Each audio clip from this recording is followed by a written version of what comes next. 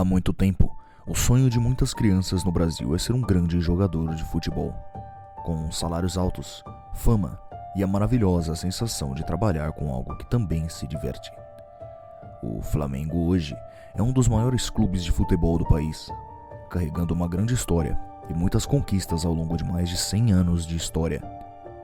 É difícil pensar que uma criança que cresceu e atingiu esse objetivo poderia jogar tudo fora e trocar os gramados por uma cela de prisão.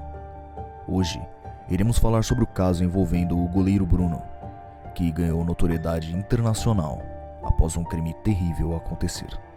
Bruno Fernandes das Dores de Souza nasceu em 23 de dezembro de 1984, na cidade de Ribeirão das Neves, em Minas Gerais. Bruno veio de uma família conturbada. 3 meses depois de seu nascimento, foi abandonado pelos pais e ficou aos cuidados de sua avó paterna. Seus pais, junto ao seu irmão, se mudaram para o Piauí e se separaram um pouco tempo depois, em 1988.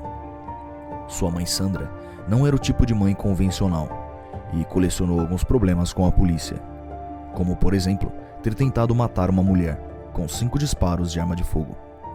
E também, mais tarde, foi acusada de fraude de documentos. O pai de Bruno, Maurílio, também colecionou problemas com a lei, foi acusado de furto e teve a prisão pedida por 7 vezes.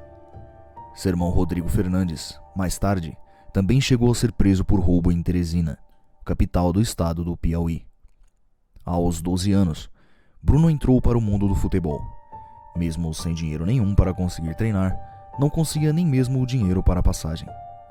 Mesmo assim, o goleiro deu seu jeito para conseguir seguir com o seu sonho e começou então nas categorias de base do clube Venda Nova. Antes de virar profissional, jogou no Santa Cruz e no Tombense. Há relatos também que, mesmo sem registro na Federação Mineira, Bruno também teria jogado pelo Cruzeiro, onde supostamente teria sido expulso por indisciplina. Em 2002, Bruno chega para as categorias de base do Atlético Mineiro, o Gigante Galo de Minas, onde ganhou destaque e subiu para o time profissional em 2004. Em 2005, o goleiro já havia conseguido se tornar efetivo na sua posição. Mesmo assim, neste ano, colecionou diversos problemas que o fizeram parar na delegacia, como se envolver em brigas com torcedores e até praticar manobras arriscadas com veículos. Em 2006, Bruno deixou o clube mineiro e teria uma breve passagem pelo clube paulista Corinthians, onde nem chegou a jogar e logo pediu dispensa. Então, Bruno foi oferecido ao Flamengo, clube onde teve um bom destaque, se tornando até mesmo o goleiro com mais gols pela história do clube até então, com 5 gols marcados. Vivendo uma boa fase, Bruno conheceu em 2009 Elisa Samúdio, em uma festa na casa de outro jogador do clube carioca. Segundo Bruno, participavam de uma orgia e disse que seu preservativo se rompeu durante o ato. Após isso, passaram a se encontrar com mais frequência, onde, supostamente, Elisa largaria sua vida de garota de programa para ficar com Bruno, que era casado, mas havia prometido que abandonaria seu casamento infeliz para ficar com Elisa. Em agosto de 2009, Bruno teria terminado com Elisa, após descobrir que ela estava grávida e por também ter se recusado a realizar um aborto. Em 13 de outubro do mesmo ano, Elisa teria procurado a polícia para prestar queixa contra o goleiro, dizendo ter sido mantida em cárcere privado pelo goleiro e 2 de seus amigos, conhecidos como o Russo e Macarrão. Neste local, Elisa disse que também foi forçada a tomar substâncias abortivas, além de ter sido espancada e ameaçada com uma arma pelo próprio Bruno.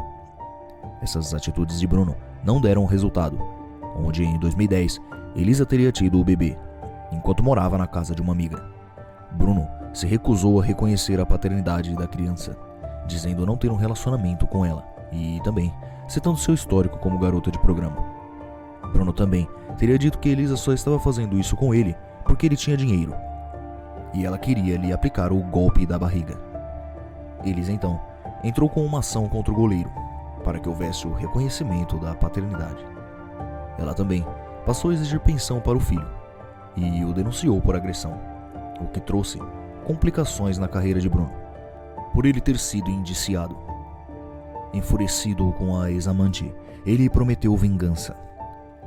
Em 4 de junho de 2010, Elisa foi convidada por Bruno para ir até um sítio seu, em Esmeraldina, interior de Minas Gerais. A mulher decidiu ir, pois tinha esperanças de uma possível reconciliação com o goleiro. A partir desse momento, Elisa não foi mais vista e passou a ser dada como desaparecida. Bruno alegou que a mesma foi embora de lá porque quis e que abandonou o filho com um colega em comum do casal. Mais tarde, o menino foi achado numa favela de Ribeirão das Neves e Daiane Rodrigues do Carmo Souza, esposa do goleiro, é suspeita de tê-lo deixado lá. Em 26 de junho de 2010, a polícia declarou Bruno como suspeito pelo desaparecimento e, pouco tempo depois, conseguiram mais informações sobre o caso.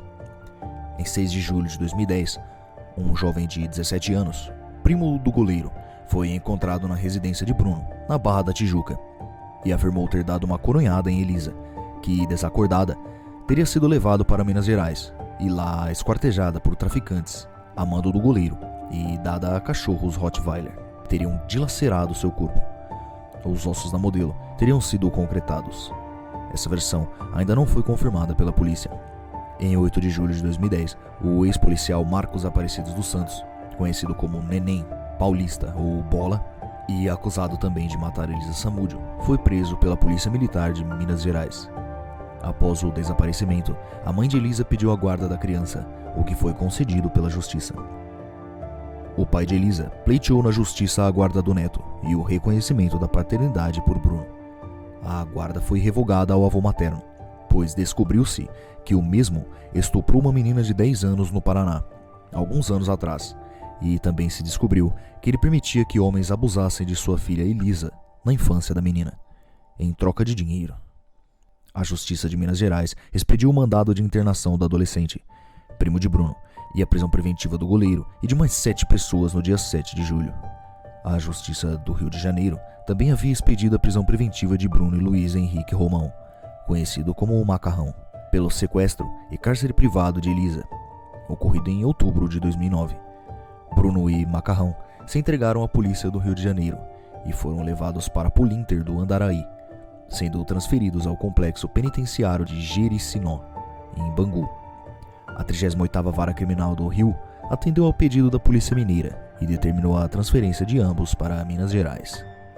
O julgamento de Bruno Fernandes, Luiz Henrique Romão, o Macarrão, Marcos Aparecido dos Santos, o Bola, Daiane Rodrigues do Carmo Souza, a esposa de Bruno, e Fernanda Gomes de Castro, Elenilson Vitor da Silva e Vamerson Marques de Souza, acusados de crimes diversos, foi iniciado em Contagem, Minas Gerais, em 19 de novembro de 2012, mais de 2 anos após o desaparecimento de Elisa.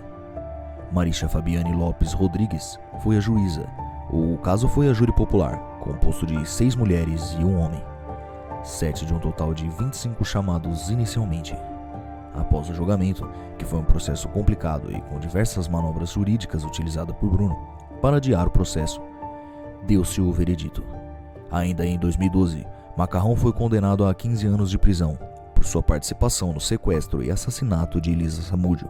Em 8 de março de 2013, Bruno foi condenado a 17 anos e 6 meses em regime fechado por homicídio triplamente qualificado, por motivo torpe, asfixia e uso de recurso que dificultou a defesa da vítima. Há outros 3 anos e 3 meses em regime aberto por sequestro e cárcere privado e ainda mais 1 ano e 6 meses por ocultação de cadáver. Daiane, sua esposa, foi absolvida. Em 27 de abril de 2013, Marcos Aparecido dos Santos, o Bola, foi condenado a 22 anos de prisão pelo crime. A pena determina 19 anos de prisão em regime fechado pelo homicídio e mais 3 anos de prisão em regime aberto pela ocultação do cadáver.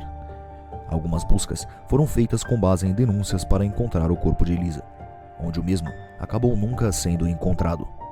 Em 2017, Bruno conseguiu um habeas corpus por uma liminar deferida pelo STF, que entendeu que o jogador poderia aguardar em liberdade enquanto o caso não era julgado em segunda instância. Ainda em 2017, chegou a assinar contrato com um clube chamado Boa Esporte, que não foi bem recebido por patrocinadores e pela torcida, gerando uma revolta também em todo o Brasil após a circulação da notícia. Em 25 de abril de 2017, Bruno retorna à prisão, após decisão do STF, pelo placar de 3-1, por maioria de votos.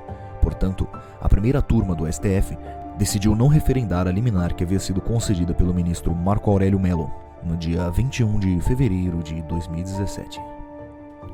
Em 12 de janeiro de 2023, a Justiça do Rio concedeu liberdade condicional ao ex-goleiro Bruno Fernandes das Dores de Souza. A decisão é da juíza da Vara de Execuções Penais, Ana Paula Filgueiras, e foi divulgada no sábado, dia 14 de 1 de 2023. A mesma disse o seguinte sobre os fatos: não existe impedimento concreto à concessão do livramento condicional ao apenado, na medida em que ele preenche o requisito objetivo necessário desde 10 de abril de 2022, conforme cálculo do atestado de pena atualizado. Quanto ao mérito, o apenado desempenhou atividades laborativas após a concessão da progressão de regime e cumpriu regularmente as condições da prisão domiciliar, valendo destacar que não há novas anotações na folha de antecedentes criminais. Desde então, Bruno segue em liberdade condicional.